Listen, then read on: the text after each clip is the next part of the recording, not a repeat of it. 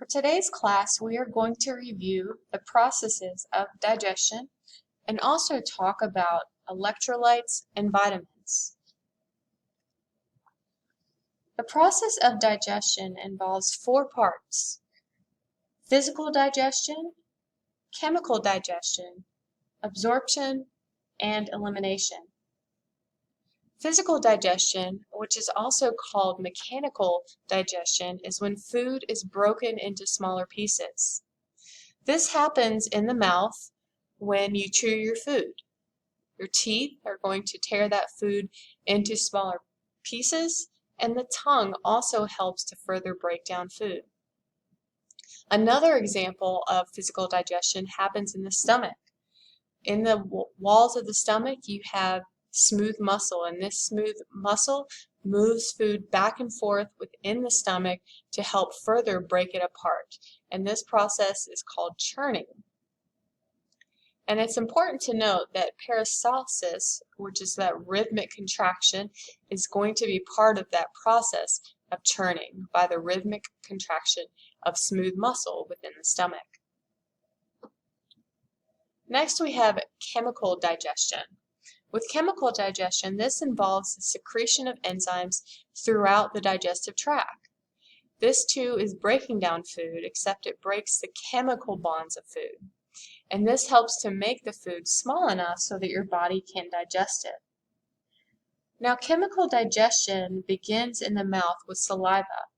As the components within saliva start to break down that food, it's going to continue in the stomach with gastric juice. Gastric juice has enzymes and hydrochloric acid, which will break down food further. And chemical digestion is completed in the small intestine. So you have pancreatic juice, which is secreted in the small intestine to further break down fat, carbohydrates, and protein. And the gallbladder secretes bile into the small intestine. And this is going to break down fats. So once the food has been broken down mechanically and chemically, it's then going to be ready for absorption. And absorption of nutrients mostly takes place in the small intestine. Examples of nutrients that are absorbed in the small intestine include carbohydrates, lipids or fats, proteins, iron, vitamins, and water. And once the material within the small intestine moves into the large intestine, then you'll have some further absorption of water and also other nutrients. Once absorption is complete, then whatever that undigested material that is left is going to be ready to leave the body. Now understand that along with that undigested food material, there's also water, bacteria, cellulose, and fat that is within the feces or stool as well. And elimination becomes complete when the feces is eliminated through defecation out the anus, which this would be having a bowel movement.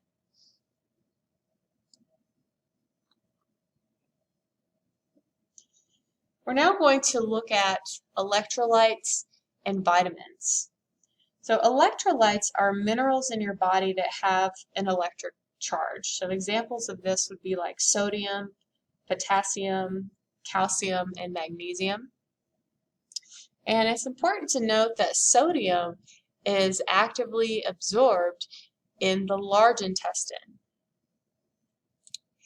Potassium is either absorbed or secreted, and that's dependent on how much potassium is in the body. So if the body needs more potassium, then more potassium is going to be absorbed. Vitamin K and B vitamins, including biotin, are produced by bacteria in the large intestine. And these vitamins are then absorbed into the blood. B vitamins are important because they have a direct impact on energy levels, brain function, and cell metabolism. And vitamin K is important because it helps with blood clotting and also maintaining healthy bones.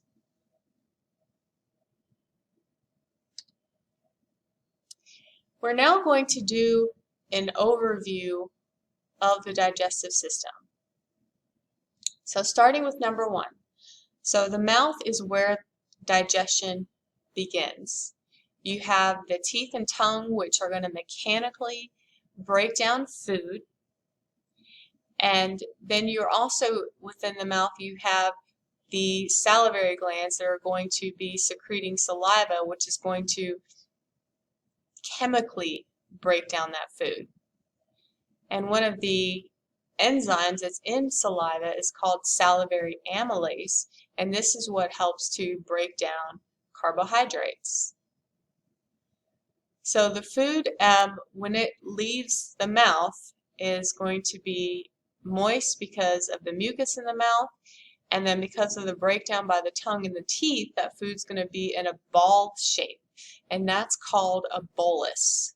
And that bolus is able to move easier through the digestive tract. From the mouth, that bolus is then going to move down the throat and then down the esophagus. You'll see that in step number 3. And the esophagus moves that bolus down by way of those rhythmic wave-like contractions of that smooth muscle, which is described, which is the term peristalsis. So peristalsis and gravity are going to be moving that food along from the esophagus into the stomach. So that food, that bolus, it enters the stomach by way of the lower esophageal sphincter or the cardiac sphincter. Once that bolus is in the stomach's going to continue that mechanical breakdown by the walls of the stomach, which contain that smooth muscle, are going to contract, and it's going to just churn that food within the stomach to mechanically break it down. And then the stomach also has gastric juice. Gastric juice has enzymes in it. It also has hydrochloric acid, and it's going to just further break down that food, and that would be an example of chemical breakdown. And as that stomach breaks down that food, the bolus starts to get more of a soupy type appearance, and it's going to be more liquid. And at that point, the bolus is now called chyme. Okay? And so chyme is going to be that liquidy substance that is made from in the stomach. Now, from the stomach, the chyme is now going to exit out the pyloric sphincter, and it's going to enter into the small intestine. And while in the small intestine, that chyme is going to have further breakdown, okay? And that breakdown is going to come from one bile. That bile is produced by the liver. It's stored in the gallbladder, and the gallbladder is going to release that bile into the small intestine. You also have the pancreas, which is going to release its enzymes into the small intestine as well. And so between the bile and the enzymes that come from the pancreas, that's going to further break down the substances within chyme, so that they can then be absorbed as nutrients in the small intestine to get into the bloodstream and then feed the cells of the body. Now, you're still going to have this undigested material that your body doesn't need. So it's going to then go from the small intestine out of the through by way of a valve called the ileocecal valve, and it's going to enter into the large intestine. Okay? Now, the large intestine, some absorption does happen in the large intestine. There is some absorption of water and some other nutrients, but again, most of that absorption is going to happen in the small intestine. So as that chyme moves through the large intestine, it starts to lose that soupy type consistency, but rather as more water is being absorbed by the large intestine and as more nutrients are being taken out, then that chyme then starts to get the consistency and the appearance of feces or stool. And that feces is going to continue to move through the parts of the large intestine till eventually it's going to collect in this pouch area called the rectum. And the rectum is going to store and hold that feces until it is ready to be eliminated from the body. And it'll be eliminated out the body through the anus. So that gives you a nice overview of what happens with the organs in the digestive system. And that concludes our discussion on the digestive system.